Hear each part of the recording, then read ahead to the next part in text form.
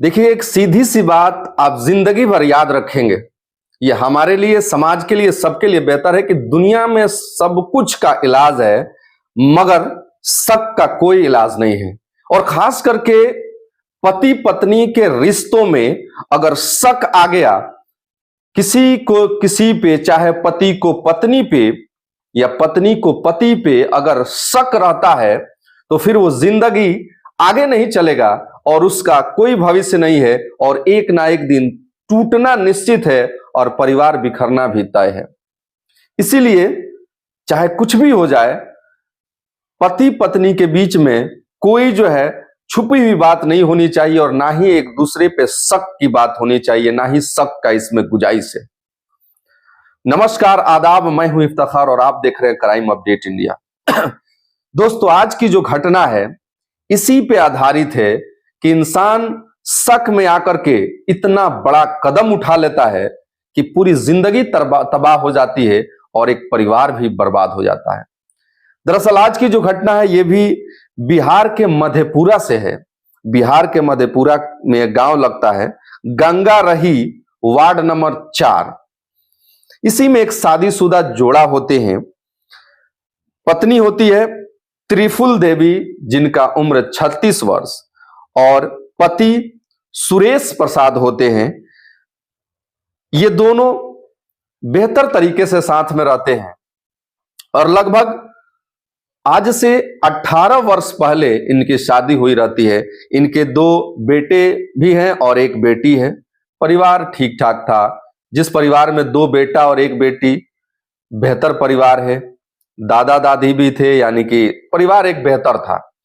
लेकिन दरअसल मैं बात कर रहा हूं 5 तारीख को चौथे महीने में रविवार की रात। वो काली रात थी, मतलब कि रविवार का जो रात था वो इस परिवार के लिए एक कहर बन के सामने आया।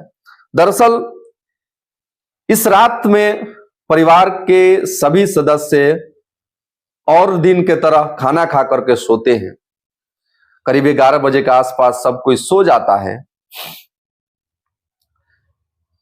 सोने के बाद ये जो आरोपी होते हैं पति सुरेश प्रसाद, इनके द्वारा शक के आधार पर अपनी पत्नी की हत्या कर दी जाती है।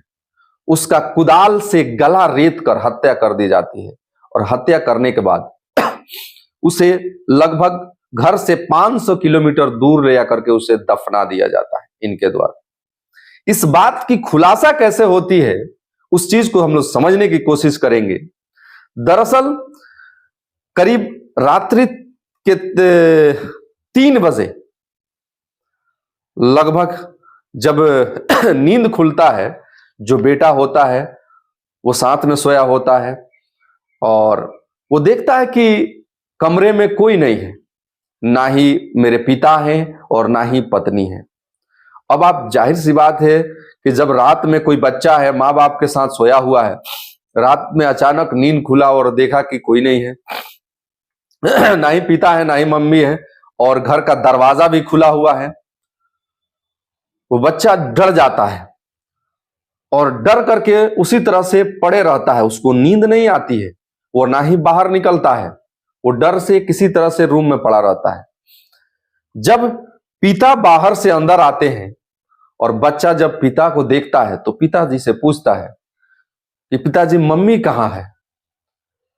पिताजी जवाब नहीं देते हैं। फिर से पूछता है कि पिताजी मम्मी कहाँ है। तो पिताजी गुस्सा में आकर के, यानी कि ये जो सुरेश होते हैं, ये बोलते हैं कि हमें नहीं पता, मैं बाहर गया था, टहल रहा था, तुम्हारी मम्मी कहीं गए होगी, आ जाएगी। पिता नहीं बताते। पिता घर में आ जाते हैं। तब तक सुबह होने लगती है और बच्चा परिवार के अन्य सदस्यों से कहता है, दादा से कहता है। सब लोग ढूंढने लगते हैं कि भाई आखिर वो इस लड़के की मम्मी कहाँ गई और ये जो सुरेश है इनकी पत्नी कहाँ गई। सब लोग ढूंढने लगते हैं। ढूंढते हैं, ढूंढते ढूंढते सुबह हो जाता है, कहीं दिखाई नहीं देता है। सुबह 7 बज जाते हैं। सब लोग परेशान हैं। गांव, घर से बाहर गांव में ढूंढते हैं, इधर उधर खेतों में ढूंढते हैं, कहीं कोई पता नहीं। जब ढूंढ करके आते हैं, और सबसे बड़ी बात है कि ये जो लड़का जो बताता है कि जब लोग ढूंढने के लिए बाहर जाते हैं, पति उनके साथ, ये यानी कि लड़के का पिता जो है नहीं जाता है ढूंढने के लिए, वो घर ही पे रहता है। जब ढूंढ करके उधर से जब घर आते हैं, कुछ लोग नहीं मिलती है जो वो औरत, तो घर के दरवाजे पे देखा जाता है कुदाल पड़ा होता है। क्योंकि वो कुदाल किसान लोग के घर पे कुदाल रहता है, काम वाम जो है मवेशी ववेशी गोबर वोबर फेंकने का। वो लड़का बताता है कि वो कुदाल जो अक्सर यूज होता था गोबर फेंकने के लिए और अन्य कामों के लिए। लेकिन चौंकाने वाली बात यह है, और शक का कहीं ना कहीं यहीं से क्लियर होता है, और शक जो है कहीं ना कहीं हकीकत में बदलना शुरू होता है। जब वो कुदाल को देखा जाता है, वो लड़का देखता है तो उसमें मिट्टी लगा होता है, ताजी मिट्टी। तो उस मिट्टी की वजह से शक बढ़ जाता है। फिर उसके बाद उस सारे घर की जो बात होती है, रात में पिता का न होना, मां का न होना, और ये सब बात जब वो लड़का होता है अपने दादा से बताता है, सारी बातें कि रात में ऐसे ऐसे, और इसके पहले भी दोनों के बीच जो है वो विवाद हुआ रहता है, झगड़े को लेकर के सब बताता है। तो जो दादा होते हैं यानी लड़के के जो पिता होते हैं, वो अपने बेटे से पूछते हैं, काफी मतलब कि दबाव के साथ पूछते हैं। और जब वो पूछते हैं तो हकीकत सामने आ ही जाता है। जो पति होता है यानी कि जो वो लड़का होता है, यानी कि पिता जब पूछते हैं अपने बेटे से, तो वह कबूल करता है कि पिताजी मैंने ही मारा है, कुदाल से गला रेत करके। और ये जो पति होता है अपनी पत्नी की हत्या करता है। हत्या करने के बाद यह बताता है कि घर से 500 मीटर दूर ले जाकर के मैंने उसे लगभग 3 से 4 फीट गड्ढा करके उसमें दफना दिया है। जब ये सारी बातें बताता है तो आसपास के लोग और घर वाले होते हैं, यकीन नहीं होता है कि कोई ऐसे कर सकता है अपनी पत्नी के साथ, वो भी महज शक के आधार पे। जब ये सारी बातें लोगों को पता चलता है, सभी लोग दौड़े दौड़े जाते हैं, और जाकर के वाकई जब खेत में जाया जाता है और जाकर के उस मिट्टी को हटाया जाता है, उसमें से उस औरत की डेड बॉडी नजर आती है। जैसे ही डेड बॉडी दिखाई देता है, उस औरत की जो है वो बॉडी दिखाई देती है, कपड़ा वही, सब कुछ वही, बेटा फूट फूट कर वहीं पे रोने लगता है। और वहां उसकी जो बहन होती है वो भी रोने लगते हैं, परिवार के सभी लोग जो है, और मतलब सोचने में मजबूर होते हैं कि एक जो है पति जो है अपने पत्नी की ऐसे मौत हत्या कैसे कर सकता है, वो भी 3-3 बच्चे भी हैं, फिर भी वो हत्या कर देता है।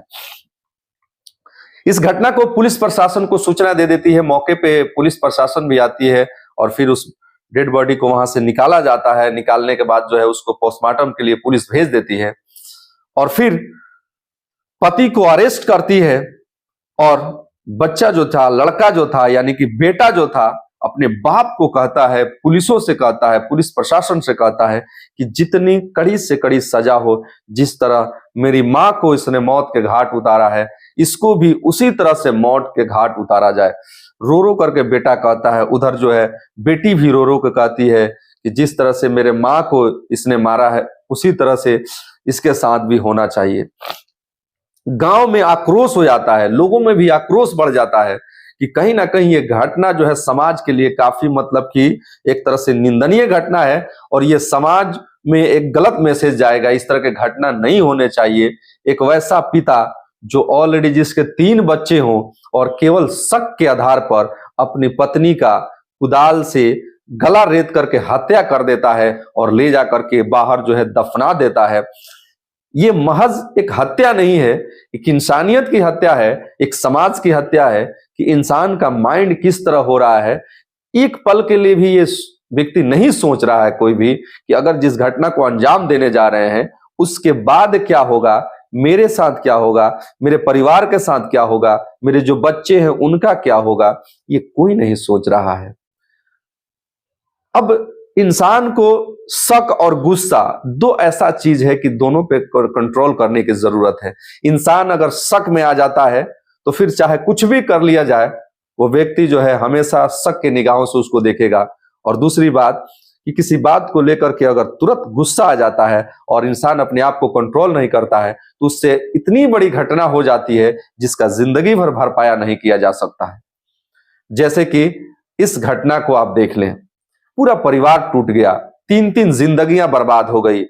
जो 3 मासूम बच्चे हैं, तीनों जो है कहीं ना कहीं मां के बगैर उनका क्या हाल होगा। पिता भी चला गया, पुलिस प्रशासन जो है उसको लेकर के जेल में बंद कर दी। अब ना ही पिता रहा ना ही माँ रही, वो तीनों बच्चे जो है बेचारे अब भटकते रहेंगे, उनकी जिंदगी जो है बर्बाद हो जाएगी। तो पल भर के गुस्से के वजह से इंसान का पूरा परिवार तबाह हो जाता है। इसीलिए मेरा आपसे रिक्वेस्ट है, ये इस वीडियो को अगर आप देख रहे हैं तो प्लीज कुछ भी हो जाए, आप इस तरह से घटनाओं से दूर रहें और गुस्सा ना करें और किसी पे शक ना करें। अगर शक भी हो किसी बात को लेकर के, उससे बातें करें और क्लियर करने की कोशिश करें। अगर हो सकता है वो अगर गलत है, उसे समझाने की कोशिश करें। इंसान से गलतियां होती है, हो सकता है आपके बातों से वो समझ जाए। न भी समझे तो आपका कोई राइट नहीं बनता है कि उसे आप मौत के घाट उतार दे। ये कहीं से भी किसी को इजाजत नहीं दी जाती है। इसीलिए मेरा यही रिक्वेस्ट है कि मैं यही चाहता हूं कि मेरा वीडियो बनाने का मकसद किसी को दिल दुखाना नहीं, किसी को तकलीफ पहुंचाना नहीं, बल्कि आपको भी सतर्क करना है और कुछ समझाने की कोशिश करना है कि दुनिया में आप जो है एक बेहतर जिंदगी लेकर के आए हैं तो उसको अच्छे से गुजारे और किसी तरह के अफवाहों से बचे, किसी तरह के शक किसी पे ना करें और अगर कोई दिक्कत हो तो उसे क्लियर करें। बाकी वीडियो अच्छा लगे तो एक लाइक कमेंट जरूर करें और चैनल पे नए हैं तो चैनल को सब्सक्राइब भी जरूर करें। मिलते हैं अगली सच्ची घटना के साथ, तब तक के लिए जय हिंद, जय भारत।